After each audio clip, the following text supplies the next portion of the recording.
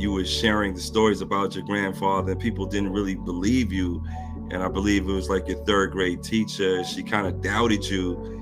And so how did that doubt from your third grade teacher fuel you to want to keep your grandfather's legacy alive? Well, even from a young age in third grade when it happened, it bothered me because I didn't know all the details about it. Every now and then, my family members would say, "Yeah, your grandfather was an inventor." Well, what he invented? He invented the turn signal. And I would say, "Well, what happened? Like, how come we're not rich? I mean, we're not broke, but why we're not rich?" And then they'll just change the subject.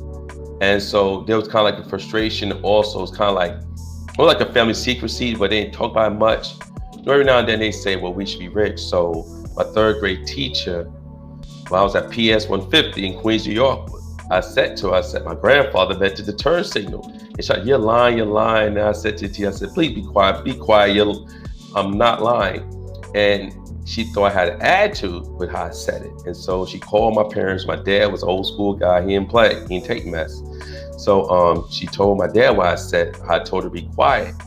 But she did, after she told everything, my dad did say, "My son may be a little rude, but he was telling the truth."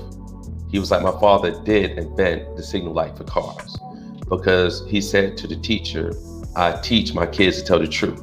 So I like the fact that my dad did, look out for me and check that teacher who assumed I was lying. So even from a young age, it was kind of like a mystery because we heard about he invented this, but never knew the whole story. You'd hear like, "Shh, yeah, don't talk about it." And every now and then someone would say, "This bond should have been rich," but we would not hear the details of the story. And so I think it motivated me even from a young age to find out. And I remember when I first started teaching, even back in 2000 to now, last 22 and a half years, I would let my students know what my grandfather did. But until about maybe 6, 7 months ago, I didn't actually have the proof and have it published that he did. So it was always a motivating factor for me to just find out the truth and bring it and shed some light on it.